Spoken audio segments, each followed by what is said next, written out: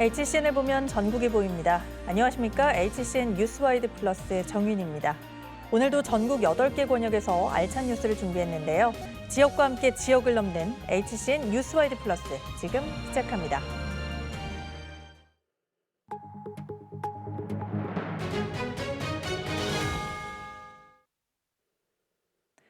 전세 사기 피해자들이 주택도시보증공사 앞에서 보증보험 취소를 규탄하는 기자회견을 열었습니다. 이들의 피해액만 126억 원 규모인데요.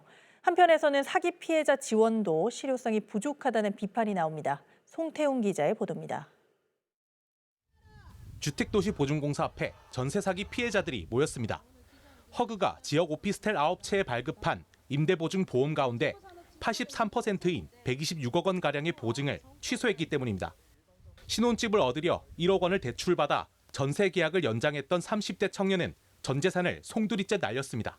보증서가 발행이 됐으니까 저는 안전하다고 생각하고 재계약을 했고요. 근데 재계약을 하고 이제 2023년 8월 말에 갑자기 허그에서 보증이 취소됐다고 알림톡을 받았고요. 허그의 보증보험을 믿고 전세 계약을 체결한 이들은 100세대에 달하고 피해자 대부분은 20, 30대 사회 초년생입니다.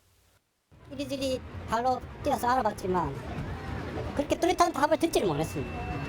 그래서 저희 세입자분들의 저희 30세대 중에서 한 25세대 정도는 거의 20대, 30대들인데 지금 이 세입자들이 참 막막합니다. 어떻게 해야 될지.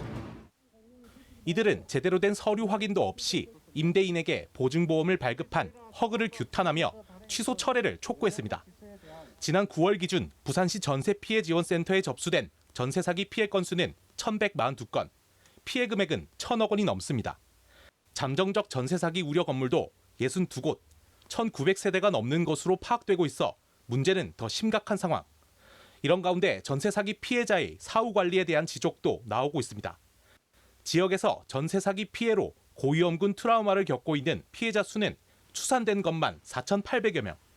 이들을 위해 부산시는 전세 사기 피해자 심리회복 지원 사업을 추진하고 있는데 실효성이 문제입니다. 상담을 받으려 해도 평일 오전 10시에서 오후 5시까지로 한정된 실정이기 때문입니다. 극단적인 선택까지를 하는 사례가 적지 않은데 주말 공휴일이라고 지원을 중단하는 것은 좀 맞지 않은 것 같습니다. 중단 없이 심리 정신 상담이 이루어질 수 있도록 저는 개인적으로 확대 운영이 방안이 필요하지 않나 이렇게 생각을 합니다.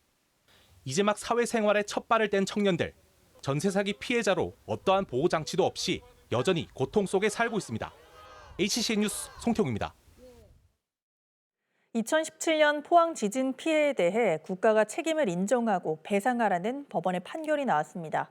피해 주민들의 정신적 피해에 대해 위자료를 지급하라는 판결입니다. 정필문 기자의 보도입니다. 5년여를 끌어온 포항 지진 손해배상 소송. 재판부는 원고인 지진 피해 주민들의 손을 들어줬습니다. 대구지법 포항지원 민사 1부는 16일 포항 지진 범시민대책본부 등 지진 피해 시민들이 지난 2018년 10월 국가와 포스코홀딩스 등을 상대로 낸 지진 관련 손해배상 소송에서 피고가 원고에게 2에서 300만 원의 위자료를 줘야 한다며 원고 승소 판결했습니다. 2017년 11월 15일 규모 5.4 포항 지진과 2018년 2월 11일 4.6 여진을 2번 다 겪은 시민에게는 300만 원, 한 번 겪은 시민에게는 200만 원을 각각 지급하라고 선고했습니다. 포항 지진이 지열 발전에 의한 촉발 지진이라는 사실이 판결에 결정적인 영향을 미쳤습니다. 소송인단을 꾸려 전면에 나선 포항 지진 범시민대책본부는 포항 시민의 승리라며 환영했습니다. 힘없는 시민 그리고 이름 없는 시민단체가 대한민국 정부를 상대로 해서 긴 고생 끝에 법원에서 승리할 수 있었다는 것은 굉장한 의미가 있다고 봅니다. 이번 소송의 핵심은 포항 지진의 정신적 피해에 대한 보상입니다. 실제 지진특별법의 경우 피해 배상이 아닌 구제 차원이었고 정신적 피해 보상은 빠졌습니다. 원고 측은 1심 승소에 의미를 두면서도 당초 1인당 1,000만 원의 피해 보상을 요구했던 만큼 항소를 계획하고 있습니다. 정신적 피해를 입고 트라우마를 겪고 있습니다. 바람으로 창문 흔들리는 소리에도 깜짝깜짝 놀라고 잠을 자다가도 깜짝 놀라서 일어나는 그런 불면증이 있는 사람들이 굉장히 많습니다. 이렇게 오래된 고통에 대한 위자료의 수준으로는 매우 미흡하다고 판단됩니다. 한편 현재 소송에 참여한 시민은 5만 명 정도로 알려져 있는데 이번 판결을 계기로 추가 소송의 가능성도 커졌습니다. 포항 인구를 50만 명으로 잡으면 위자료가 1조 원을 넘을 수도 있고 피고 측 역시 항소가 예상됩니다. 정부가 촉발 지진 피해를 인정한 데 이어 재판부도 포항 시민의 편을 들어줬습니다. 소송을 주도하고 있는 범대본 측은 시민들이 추가로 소송에 동참할 수 있다고 설명했습니다. HCN 뉴스 정필문입니다. 중국산 가짜 비아그라를 판매한 판매상들이 잇따라 붙잡혔습니다. 이들은 청주 일대에서 60대 이상의 중장년층을 상대로 불법 영업을 해왔는데요. 판매한 일부 약품은 주성분이 정품의 5배나 들어있어 심각한 부작용이 우려됩니다. 보도에 이완종 기자입니다. 주성분인 실데나필이 200mg 들어있다는 중국산 가짜 비아그라입니다. 한 통당 30알이 들어있는 이 제품은 사실이라면 정품 함량의 2배에 달하는 성분이 들어있는 겁니다.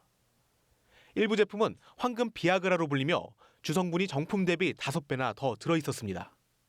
이 제품들은 경찰이 지난달 25일 오후 2시쯤 청주 육거리 시장에서 불법 영업을 하던 판매상 A씨로부터 압수한 물품입니다. 당시 그는 60대 이상 중장년층을 상대로 한 통당 적게는 2만 원에서 최대 5만 원 사이의 제품을 판매한 것으로 알려졌습니다. 이들이 판매한 제품들은 시중에서 처방을 받아 받을 수 있는 약품과 유사한 모습이지만 법정 허용 기준치를 최소 2배에서 5배가량 초과하면서 심각한 부작용을 초래할 수 있습니다. 이 판매상이 붙잡힌 뒤에도 또 다른 판매상이 불법 영업을 한 정황도 나왔습니다. 경찰은 지난 9일 오전 11시 30분쯤 육거리 시장에서 가짜 비아그라를 판매한다는 신고를 받고 출동해 B씨를 붙잡았는데 당시 B씨 역시 A씨와 같은 제품을 다량 소지하고 있었습니다. 특히 조사 결과 A씨와 B씨는 대전과 충남에서 원정을 온 것으로 경찰은 이들 외에도 드러나지 않은 판매상이 더 있을 것으로 보고 수사를 확대하고 있는 상황. 최악의 경우 사망까지 이를 수 있는 이 가짜 약이 중장년층 사이에서 다량으로 풀렸을 가능성도 보고 있습니다. 과량 복용할 때는 이미 이제 혈관이 너무 열리기 때문에 과도하게 혈압이 떨어져서 이제 심장에 부담을 줘서 심장마비가 온다든지 또는 이제 지속적으로 이제 이 시신경을 좀 손상시켜서 시력 상실을 유발한다든지 이런 부작용이 있을 수 있으니까. 경찰은 이들이 소지하고 있던 약품의 성분 분석을 의뢰하고 경로를 추적하는 한편 정확한 경위를 조사하고 있습니다. HCN 뉴스 이완종입니다. 지난 2017년 15인승 이하 어린이 통학 차량 동승보호자 탑승 의무화 제도가 시작했습니다. 어린이가 타고 내릴 때 운전자가 안전을 챙기지 못하는 경우를 대비해서인데요. 그런데 현장에서는 실제 상황을 고려하지 않은 정책이라며 개선이 필요하다는 주장이 나옵니다. 구동규 기자가 취재했습니다. 지난 10일 국회에서 열린 토론회입니다. 화두는 어린이 통합 차량 동승자 탑승 의무화로 학원과 태권도장 인건비 부담이 커져 운영난을 겪고 있다는 겁니다. 학원연합회 측은 미국이나 일본 등 선진국은 통합 차량 예산 지원이 이뤄지고 있다며 우리나라도 이를 반영해야 한다고 설명했습니다. 어린이 통합 차량 정책은 공급자인 학원과 태권도장의 환경을 무시하고 일방적으로 진행돼 왔으며 또 다른 대안으로 통합버스에 8세 미만 어린이를 태울 경우에만 동승보호자 탑승 의무를 두는 제도 완화도 받았습니다. 사고는 주로 영유아에게 발생하는 만큼 집중 관리가 필요하다는 겁니다. 우리가 어린아이들, 우리 학생들, 우리 아이들을 지키기 위한 어떤 그 정책은 강화시켰지만 현장에서 잘못하면 그것이 또 정책의 역풍으로 다가올 수도 있는 것이 아닌가. 여기에 어린이 통합버스 운전자 자격 제도를 만드는 방안도 제시됐습니다. 현재 국회에서는 이 같은 내용을 담은 어린이 통합 차량 동승보호자 제도 개선안이 발의한 채 계류하고 있습니다. 저는 이제 8세 미만과 10인 미만으로 제법이 돼 있지만 요거는 약간의 조정이 있을 수 있을 것 같아요. 그래서 잘 여야 간에 합의를 해서 2013년도 우리 조은 의원님 말씀하신 세리비법부터 시작해서 벌써 10년입니다. 강산이 한번 바뀌었어요. 그 바뀌는 10년의 세월 동안 참 많은 분들이 노력을 했습니다. 저희가 이제 바야흐로 10년 동안 긴 세월 끝에 고생한 여러 가지 것들이 결말을 맺고 방점을 곧 찍을 수 있을 거라고. 어린이 안전은 계속 강화하는 현재. 학원 현장에서는 현실을 감안한 실효성 있는 정책이 필요하다는 목소리가 나옵니다. HCN 뉴스 구동규입니다.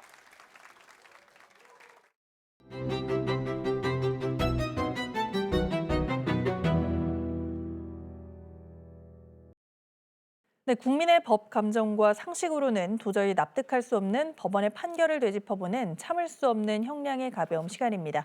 자, 오늘 오동훈 변호사님과 함께하겠습니다. 어서 오십시오. 네, 안녕하세요. 네, 반갑습니다. 자, 일단 사건을 설명하기에 앞서서 지난 11월 8일 수원지방법원에서 황당한 일이 있었습니다. 이 법원에서 나온 남자에게 기자들이 질문을 던지자 이 남성, 기자들을 피해서 줄행랑을 치더니 급기야는 법원 담장을 뛰어넘어서 도망을 갑니다. 대체 왜 이러는 행동을 했었을까요?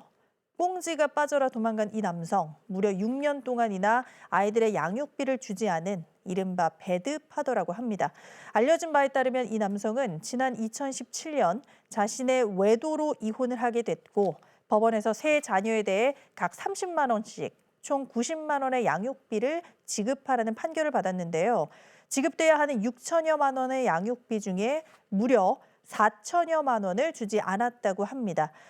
이로써 친자녀에 대한 학대라는 의견까지 있는데 법원에서는 집행유예를 선고를 했습니다. 변호사님 소개해 주시죠. 그 양육비 이행법에 양육비 미지급에 대해서 형사처벌하는 조항이 지금 2021년 7월 13일부터 시행되었습니다. 지금 이 사건에서 미이행된 금액이 6천여만 원 되었고 또 그중에 2천만 원 정도를 변제했다고 하고, 근데 이 법 시행 이후에 변제하지 않은 돈은 상당히 제한될 것 같습니다. 그래서 형벌 불소급의 원칙이 있거든요. 법 시행 전에 미이행된 부분에 대해서 형사처벌은 가능하지만 사실 양형에 있어서는 이를 반영하면 안 되기 때문에 판사님께서 그런 부분을 고려해서 집행유예를 했다고 보여집니다. 네, 그런데 지금 현재 이 아이의 경우에는 학업을 중단을 하고 무려 아르바이트를 하고 있다라고 하던데요. 아이들은 이로써 고통을 또 받았고 아이들의 이제 친어머니에서는 실형을 좀 원했는데 이렇게 집행유예로 끝나게 되는 걸까요? 예, 지금 이번 판결에서도 판사님이 양형 이유를 밝혔는데요. 다음에 한 번 더 오게 되면 네. 집행유예를 장담하지 못한다라고 양형 이유를 설명했습니다. 이 동종 전과가 있는 경우에 다시 지금 그러니까 감치 명령을 받고 1년이 지나가지고 이제 형사 고소할 수 있거든요. 네. 그런 일이 설령 이제 집행유예 기간은 지난다 하더라도 집행유예 기간 동안에 또 미이행을 해서 동종 사건으로 기소되는 경우에는 단기 실형도 예상이 됩니다. 그렇군요. 그런데 사실 이 재판이 이목을 끈 이유가 있습니다. 양육비 미지급 부모에 대한 첫 형사 재판이기 때문인데요. 이제서야 재판이 열리게 된 원인도 솜방망이 처벌 때문이라는 비판도 있습니다. 실제로 여성가족부 통계에 따르면 양육비를 한 번도 안 받은 사람이 70%가 넘고 미지급률도 증가하는 추세라고 하는데요. 오죽하면 한국은 양육비를 안 줘도 되는 나라라는 말까지 나오고 있습니다. 자, 변호사님 그렇다면 많은 사람들이 양육비를 안 주고 있는데 왜 이렇게 처벌이 가벼운 걸까요? 네, 저도 그런 부분은 참 안타깝게 생각하는데요. 네. 양육비 소송의 경우 형사 처벌이 목적이 아니라 자녀의 안전한 양육 환경 조성이 목적입니다. 감치 명령 결정을 받은 날로부터 1년 이내에 양육비를 미이행하는 경우에 지금 형사 처벌하도록 되어 있는데요. 지금은 이제 형사처벌 조항이 새로 신설되었기 때문에 이번에 한 번 집행유예가 선고되었다고 해서 이런 범죄에 대해서 가볍게 처벌한다라고는 볼 수 없습니다. 이제 법 시행 날로부터 이제 시간이 지나면서 여러 가지 이제 사건에서는 또 특히 동종 전력이 있는 경우에는 단기 실형이 많이 나올 수 있다고 봅니다. 그렇군요. 사실 양육비를 주지 않은 것은 자녀의 안전한 양육 환경을 해친 건데 일단 주기만 하면 그간의 죄는 없던 일처럼 하니 기자들 앞에서 친부가 오죽하면 이런 이야기를 했네요. 재혼 상대와의 사이에 낳은 아이들은 그럼 굶기냐 이런 말을 하면서 조금 뻔뻔한 태도로 따질 수 있었던 게 이런 이유가 아닐까 싶은데요. 지금 집행유예를 선고한 법이 2021년 7월 13일에 개정이 된 건데 이전에 그럼 양육비를 받는 게 얼마나 조금 더 힘들었을지 이에 대해서 좀 궁금합니다. 예. 지금 형사처벌 조항이 지금 신설되기 전에는 감치명령 제도가 있었습니다. 법원에서 이행명령을 고지받고 그다음에 고지받은 자에 대해서는 이제 감치명령을 할 수가 있는데 이 감치명령이라는 것이 6개월 동안 이 형이 집행이 안 되면 이제 효력이 집행할 수 없도록 그렇게 규정이 되어 있었습니다. 그래서 감치명령을 선고받고 나서도 6개월 동안만 도망 다니면 네. 아무런 문제가 없게 되니까요. 이런 심각한 문제 때문에 지금 이제 형벌로 다스려야 된다 해서 새로운 법이 시행되었고요. 지금 감치재판은 1개월까지 감치할 수 있으니까 앞으로 이제 감치명령 받고도 1년 동안 이제 미이행한 경우에는 지금 감치 재판이 한 1개월 정도 되니까 2개월, 그다음에 3개월 이런 단기 실형으로 다스릴 충분한 이유가 된다고 봅니다. 그러니까 단기 실형의 지금 필요성에 대해서 네. 이야기를 해주셨는데요. 사실 실형이라는 것도 중요하기는 하는데 형을 살고서라도 나는 안 내겠다 하는 사람들도 있습니다. 그래서 정부와 국가가 더 적극적으로 나서서 양육비 문제를 해결해달라는 의견, 이런 요구도 조금 있었죠. 네네. 양육비 이행을 개인 간의 어떤 채무 문제가 아니라 아동의 복지, 그다음에 부모의 양육 책임과 관련된 공적인 문제로 접근하는 것이 필요하다고 보여집니다. 실제로 사례를 좀 들어보면 미국의 경우에 보건복지부 산하 아동가족청 내의 자녀 양육비 이행국이 있는데요. 이걸 부모 위치 탐색 서비스를 제공합니다. 그래가지고 이제 비양육 부모가 급여 등 소득이 있는 경우에는 자녀 양육비 급여 공제 제도를 해가지고 급여에서 그러니까 사업주로 하여금 자동적으로 양육비를 떼서 양육 부모에게 지급하도록 하는 제도를 시행하고 있고요. 이런 제도들은 우리가 굉장히 한번 도입을 검토해 볼 만한 제도로 보이고요. 또 특히 선진국의 예로 독일을 들 수 있는데요. 독일은 한부모 가정의 경우 12세 미만의 자녀가 양육비를 못 받고 있는 경우에는 지금 국가가 양육비를 대지급하도록 하고 있습니다. 이와 비슷한 제도로 우리나라에도 이제 한시적 양육비 긴급 지원 제도가 있는데요. 이거는 한 12개월에 그치는데 독일의 이 제도는 12세 미만자에 대해서는 지속적으로 양육비를 대지급한 후에 그다음에 양육비 지급해야 되는 사람한테 구상을 하는 그런 거니까 이런 제도도 선진국의 제도도 굉장히 도입할 만한 제도입니다. 네, 그렇다 보니 지금 현재 집행유예가 나왔던 사건, 이번 사건에서 해당 친모의 경우에는 항소를 한다고 의견을 좀 밝혔는데 이 배드파더 조금 더 강한 형량을 받을 수는 있을까요? 지금 음주운전 같은 경우에 삼진아웃 제도가 있지 않습니까? 예, 그래서 이 자녀의 생존권을 위한 양육비 불이행에 대한 형사처벌도 앞으로 이진아웃 또는 삼진아웃 제도가 되어서 동종전가가 1회 또는 2회 있는 경우에는 단기 실형을 함으로써 자녀의 양육 환경의 보호, 어떤 자녀가 양육 환경이 위험에 노출되는 정도가 매우 심하고 비양육 부모가 어떤 양육하는 부모에 대한 어떤 불만을 가지고 일부러 자녀를 위한 양육비를 안 준다든지 그다음에 동종 전가가 있다든지 하면 그런 경우에는 단기 실형을 다스려서 자녀가 양육 환경이 위험에 노출되지 않도록 하는 노력이 필요하다고 보여집니다. 그렇군요. 사실 낳았다고 해서 다 부모는 아니다라는 이야기도 있습니다. 낳았으면 책임도 져야 부모입니다. 친모와 자녀들에게 위로가 되는 또 판결이 나왔으면 좋겠고요. 또 모든 국민들이 납득할 만한 법 개정도 기대를 해보겠습니다. 자, 오늘 참을 수 없는 형량의 가벼움은 여기서 마무리하겠습니다. 변호사님 고맙습니다. 예, 감사합니다.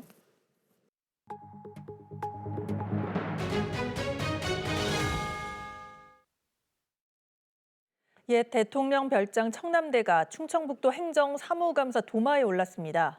충북도의회는 청남대 시설 개선 사업의 절차적 타당성을 집중 추궁했습니다.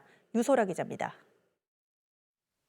충북도가 올해 청남대 관광 활성화를 위한 시설 개선 사업에 지출한 예비비는 21억 6,600만 원. 대부분 주차 공간과 생태 탐방로 조성, 시설 현대화 사업에 쓰였습니다. 도가 올해 청남대 주요 시설 개선에 쓴 전체 예산의 30% 이상을 예비비로 사용한 겁니다. 청남대 방문객이 급증하면서 불편한 주차와 비좁은 진입로 문제를 조금이나마 해소하려 했다는 게 이유인데 도의회는 예비비 지출 내역과 계획 변경 과정에서의 절차적 타당성을 문제 삼았습니다. 예비비 지출 승인 과정에서 주차장을 주 목적으로 하는 잔디광장 조성 사업에 대한 명확한 설명이 없었다는 지적입니다. 지금은 정말 이게 거꾸로 가는 것 같습니다. 그 절차적 문제에 대해서는 전혀 지금도 그때와 마찬가지로 문제가 없다고 생각하십니까? 제대로 좀 보고를 못 드린 점 송구스럽게 생각합니다. 애초 계획에 없던 즉흥적인 사업 추진은 혼란을 줄 뿐더러 예산 승인을 해준 의회까지 부정적인 인식을 야기시킨다는 비판도 나왔습니다. 즉흥적인 게 많아요. 즉흥적인. 이걸 계획 세웠다가 갑자기 바꾸고 그러다 보니까 우리 의원님들이 혼란스럽고 의회 역할 기능이 떨어지는 걸 소리가 들리고. 저희가 당초 예산 목적대로 꼭 써야 되고 혹여나 만에 하나 꼭 바꿀 수밖에 없다면 사전에 의원님들한테 꼭 양해를 구하고 또 그런 절차를 꼭 밟도록 하겠습니다. 주차장 요금 징수에 대한 불법 의혹도 제기됐습니다. 애초 상수원 관리 규칙에 따라 청남대에는 아스팔트로 된 주차장을 조성할 수 없는데 도가 허용되지 않은 주차장에서 연간 2억 원이 넘는 주차 요금을 걷었다는 겁니다. 자의적으로 해석하지 마시고 법률 전문가 의견을 들어서 후속 조치를 좀 할 필요성이 있습니다. 민선 8기 역점 사업인 레이크파크 르네상스의 중심이자 국민 관광지로 떠오르고 있는 청남대. 각종 규제 협의에 도의의 비판과 환경단체 반발까지 첩첩산중 과제를 충북도가 어떻게 설득하고 극복할지 주목됩니다. HCN 뉴스 유소라입니다. 소의 피부병으로 제1종 가축 전염병인 럼피스킨병의 확산세가 전국 최대 소사육 지역인 경상북도에서도 확인됐습니다. 백신 접종을 했다지만 소사육 농가들의 불안감은 커지고 있습니다. 최연철 기자의 보도입니다. 럼피스킨이 발생한 경북 김천의 한 축산 농가에 방역 요원들이 차량과 사람의 이동을 제한하며 소독을 실시합니다. 이 농가에서는 지난 13일 소 한 마리에게서 두드러기와 고열 등의 증상이 나타났다는 신고가 접수됐고 정밀 검사 결과 다음 날인 14일 오후 럼피스킨병 확진 판정이 나왔습니다. 제주와 함께 내륙 유일의 청정 지역이었던 경북도 럼피스킨에 뚫린 겁니다. 경북의 소 사육두 수는 85만여 마리로 전국의 20.7%를 차지하는 최대 규모의 소 사육지입니다. 인근에 위치한 다른 농가들의 불안감은 커지고 있습니다. 우리 인근 지역에도 상당히 불안합니다. 지금 무시장도 지금 아직도 지금 개장도 안 하고 지금 속값도 지금 하락을 된다고 지금 보고 있는데 지금 상당히 불안합니다. 축산 농가들이 지금. 방역당국은 양성 판정을 받은 소를 살처분하고 다른 소들의 시료를 채취해 추가 감염 여부를 정밀 검사하고 있습니다. 그다음 3kg하고 저희들이 이제 10kg까지 처음에 이제 방역대를 이렇게 설정하는데요. 10kg까지에 대해서 방역 초소를 3개를 설치했습니다. 거기서 이동 통제라든지 출입자 차량에 대한 부분을 제한을 하고 있고요. 전국의 모든 소에 대한 백신 접종이 완료된 상황에서 항체 형성까지 3주가 걸리는 만큼 앞으로 남은 2주가 사태 확산을 막기 위한 분수령이 될 전망입니다. 경북도는 럼피스킨의 추가 확산을 막기 위해 방역 수위를 한층 높였습니다. 방역대책본부를 재난안전대책본부로 격상하고 관련 부서의 비상체제를 갖춰 상황에 따라 긴밀하게 대응할 계획입니다. HCN 뉴스 최현철입니다. 부산시 동래구의 한 고등학교 축구부에서 선수가 출전 시간을 일방적으로 박탈당했다며 억울함을 호소하는 제보가 들어왔습니다. 근데 그 시기를 자세히 들여다보니 축구부 회비를 밀리기 시작한 시점과 일치했습니다. 해당 선수는 축구 장학생으로 입학할 정도로 실력을 인정받았다고 하는데요. 어른들의 이해관계 속에 축구 꿈나무의 날개가 움츠러들고 있습니다. 최연광 기자의 보도입니다. 동래구의 한 고등학교 축구부 A 선수는 지난해 축구 장학생으로 입학했습니다. 5살부터 축구를 시작했고 초등 중학교에서 주전 자리를 꿰차 준우승까지 거머쥔 경력이 있습니다. 하지만 A 선수는 올해 단 한 경기에도 출전하지 못했습니다. 경기력에 영향을 줄 부상이 있는 것도 아니었습니다. 해당 선수의 아버지는 그 시점이 지난 1월 축구부 회비를 밀리고부터였다고 주장합니다. 지급되던 장학금도 2월 이후 의문스럽게 끊겼습니다. 학예가 가게 되니까 대회 출전하게 되니까 이제 감독님한테 전화가 온 거죠. 전화 와가지고 당장 안 내면은 아예 뭐 데리고 가지도 않겠다. 뭐 이렇게 어림장을 놓은 거예요. 이후 학예리그에선 모든 학생이 출전했지만 A 학생에게 기회는 주어지지 않았습니다. 감독과 면담을 통해 돌아온 답변은 출전 시간을 보장할 수 없다가 다였습니다. 보통 학원 축구에서 대학을 가기 위해서는 어느 정도의 출전 시간을 채워야 합니다. 올해 들어 1분도 출전 자격을 부여받지 못한 A 선수는 결국 전학을 결정했습니다. 하지만 여기서 끝이 아닙니다. 학교 측은 미납 회비를 해결하지 못하면 전학을 보내줄 수 없다고 못 박은 겁니다. 아버지는 당장 형편이 어려워 차용증이라도 써서 분할 납부하겠다고 했지만 받아들여지지 않았습니다. 이제 또 기다려야 되는 거예요. 또 튀고 있을 때는 좀 기다려야 되고 해도 피곤하고. 학교 측은 선수 출전은 감독 고유의 권한이며 이미 축구부와 부대 시설을 이용했기 때문에 미납을 해결해야 한다는 입장입니다. 어느 날 아버님이 오셔서 전화를 가겠다 하시니까 아버님 요거는 이제 다 사용하실 건이고 요거 완납을 하셔야지 전학이 가능하다. 그 안내를 드렸는데 결국 전학 갈 학교에서조차 선수 수급이 여의치 않아 하염없이 기다릴 수밖에 없는 상황. 석연찮은 이유로 한 축구 꿈나무가 인생의 가장 중요한 시간을 힘겹게 보내고 있습니다. HCN 뉴스 최연광입니다. 올해 사과 생산량이 지난해보다 20% 이상 감소할 것이라는 전망이 나왔습니다. 한국농촌경제연구원은 올해 1000제곱미터당 사과 생산량이 1.3톤 정도로 지난해보다 21.6% 감소할 것으로 전망했으며 봄철 냉해에 이어 여름철 긴 장마와 집중호우, 이후 탄저병과 우박 피해 등 각종 악재가 이어졌기 때문으로 분석했습니다. 실제로 장마철 경북 북부 지역에는 평년 강수량의 3배가 넘는 900mm에 가까운 비가 내렸고 지난달 말에는 일부 지역에 굵은 우박이 떨어지면서 1,100여 헥타르가 피해를 입기도 했습니다. 경북 고령군에서 올해 첫 딸기 수확을 시작했습니다. 처음 수확한 딸기는 설향 품종으로 킬로그램당 3만 원에 팔렸으며 11월 하순쯤 본격적으로 출하할 예정입니다. 경북 최대 딸기 주산지인 고령에선 올해 146헥타르 규모 시설하우스 1,800여 동에서 딸기를 재배하고 있습니다. 영동 세계국악엑스포가 전 세계 110개 회원국이 활동하는 국제민속축전기구협의회 공식 축제로 승인됐습니다. 충북 영동구는 지난 10일 크로아티아에서 열린 국제민속축전기구협의회 세계총회에 참여해 공식 행사 승인과 지원을 약속받았습니다. 이에 따라 영동 세계국악엑스포의 국제적 위상 강화는 물론 이를 연계한 홍보도 활발해질 전망입니다. 네, 이상으로 뉴스와이드 플러스를 마치겠습니다. 시청해주신 여러분 고맙습니다.